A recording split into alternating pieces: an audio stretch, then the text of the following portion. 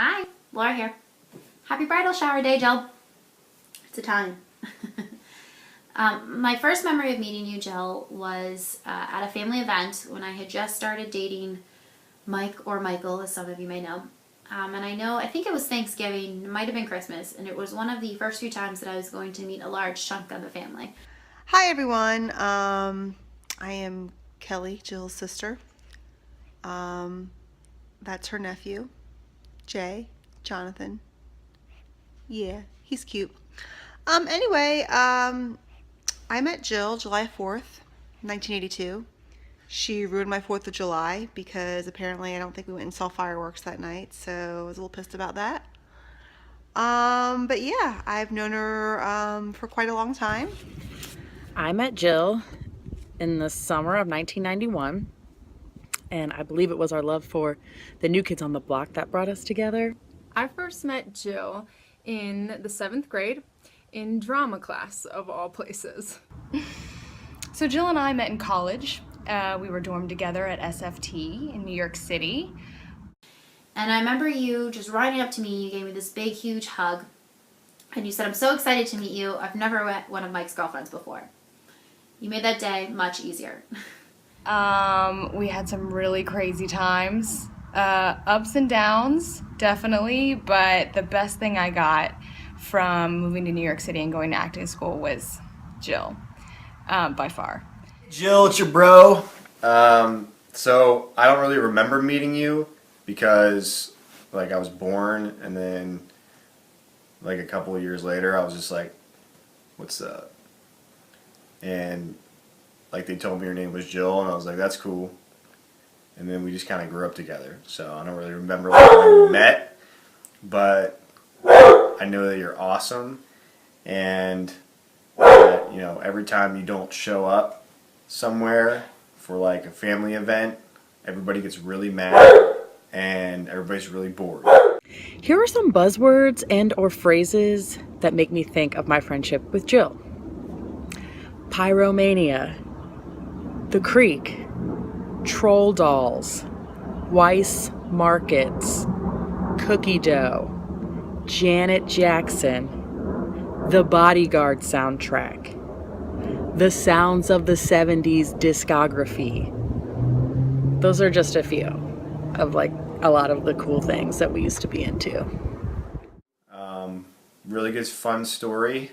One of my favorite stories, you probably remember when we were in Italy and we're all sitting down for dinner, and you reached for a beer and you were pouring it into a glass, and Dad looks over and we're all sitting there with beers in our hands, and he looks at us and he's like, "Hey, what are you doing?"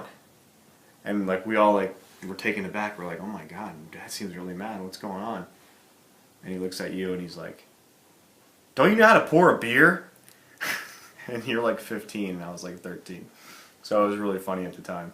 And so that was a really funny story, and I've got thousands of stories of funny stuff you've done, especially during the holidays and just craziness. And I saw Maria on some video earlier, and I remember you guys used to sit at the top of the stairs and moon us, me and my friends.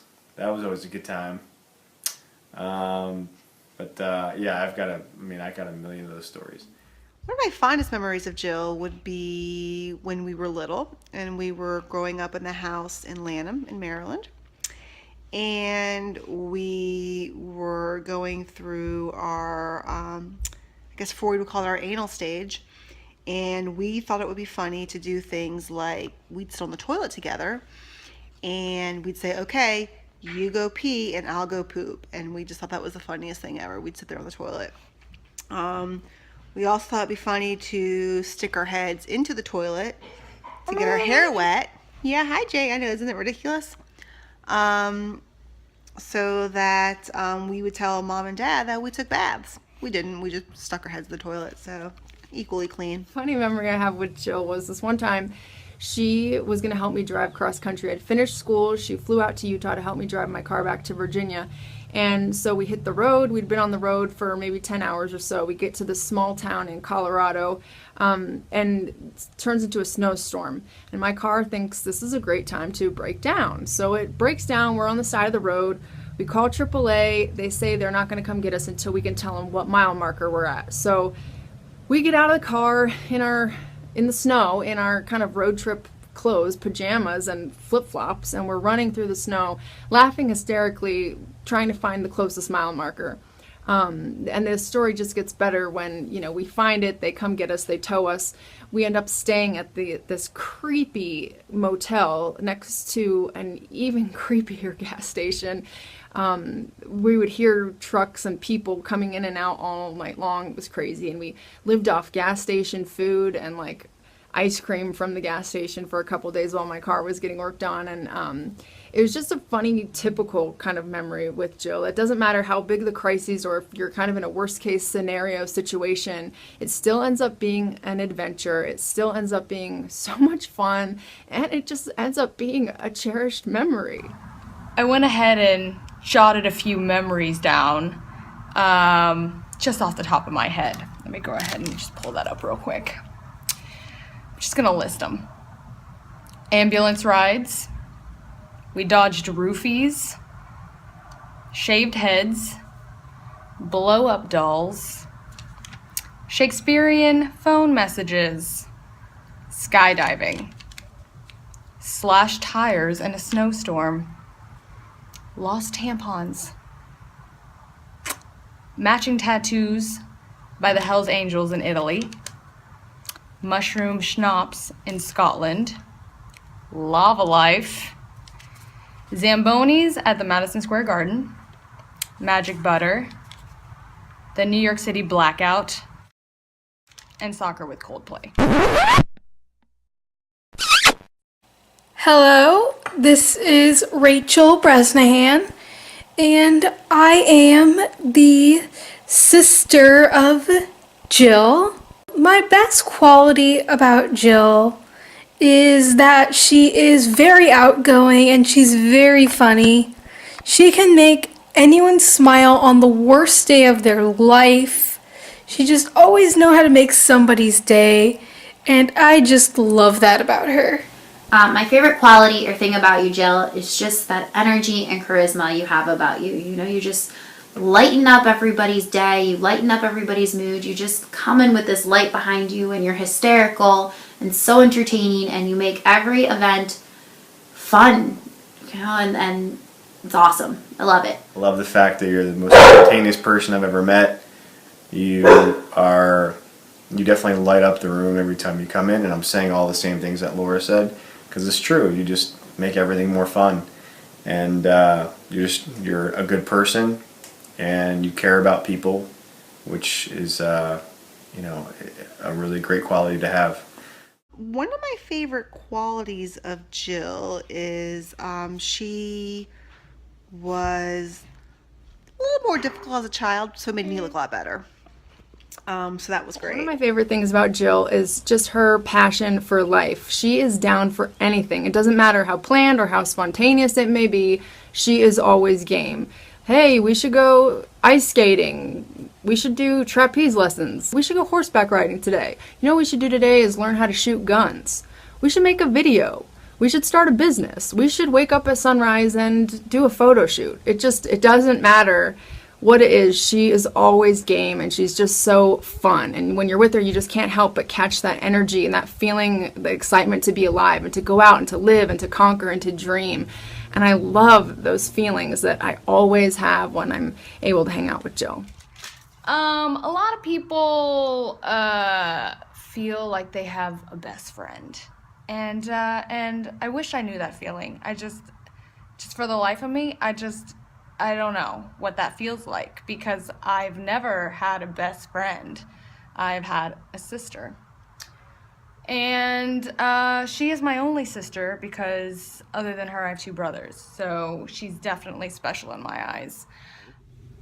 I really admire you, Jill Bresnahan, because it's very hard for you to get mad at your friends. You're very understanding. You always take the time to stop and think about the situation. before you just blow up like I would. What I admire most about you, though, is your huge heart. You know, you've always been there for me. You're always willing to talk to anybody. You're always willing to go above and beyond for your friends and your family. You're just so sweet and caring and loving, and it's really something to be admired. Something I really admire about Jill is her ability to do anything. I just really believe she can do anything. I remember when she first was going to move up to New York almost 15 years ago, we'd been living together and I had gotten used to spending probably an unhealthy amount of time with her every single day, and I didn't want her to go. I felt like I was losing not just a sister, but like a part of my body, and I didn't like it. And I think I was also scared. My little brain couldn't compute how this was going to work. You know, she didn't have friends up there. She didn't have family up there. You know, how are you going to get a job? How are you, and it was something I knew I couldn't do. And so I couldn't understand how it was going to be done. And then, fast forward, and she's made a life there. She's got great jobs there, put herself through school there, made friends, has an incredible network of support up there, was able to do stand-up comedy there, pursue dreams there, create amazing experiences and opportunities in her life that she really can just thank herself for. And that's just incredible to me, that ability. She can do anything, and she can do it well. Oh, it's amazing. You're amazing. I think what I hope for Jill the most in the future and for forever is happiness, is finding herself, is making sure that she's there for me. And Bujo, stop eating your throw up! Making sure she's there for me and I'm there for her. And just to be true to herself and to love herself no matter what, because if she doesn't, I always will. And even though somebody's gonna have to give you away to Chad, you're still always gonna be mine, and I'm always gonna be yours. I love you. I can't wait for the big day. And I wish her a very happy time with her husband. And I really, really, really hope Jill the best.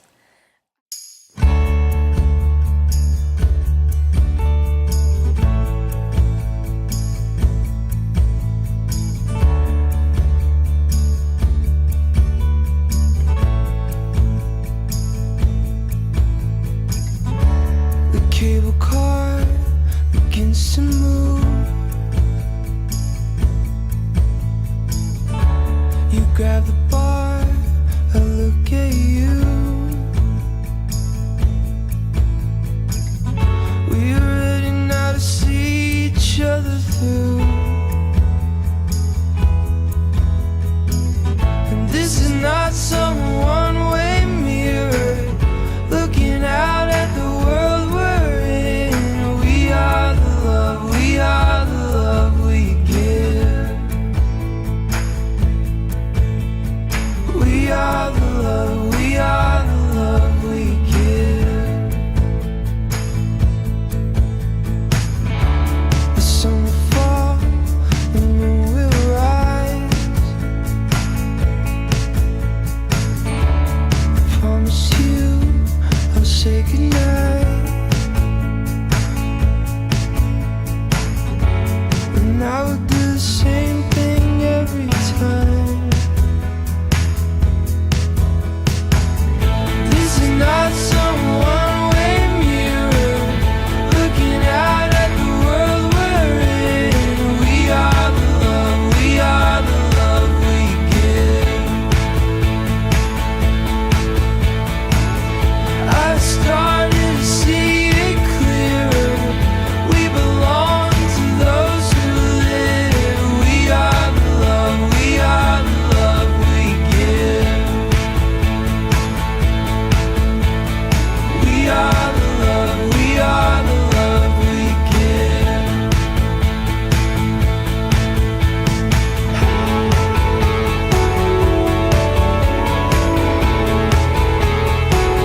Just want to say I love you.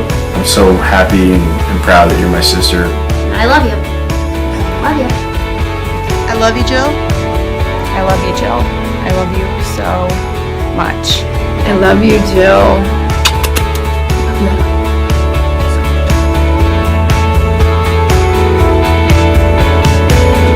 This is not some one-way mirror looking out at the world we're in. We are the love, we are the love we give. I started to see it clearer. We belong to those who live. We are the love, we are the love we give. We are the love, we are the love we give. We are the love, we are the love we give. We are the love, we are the love we give.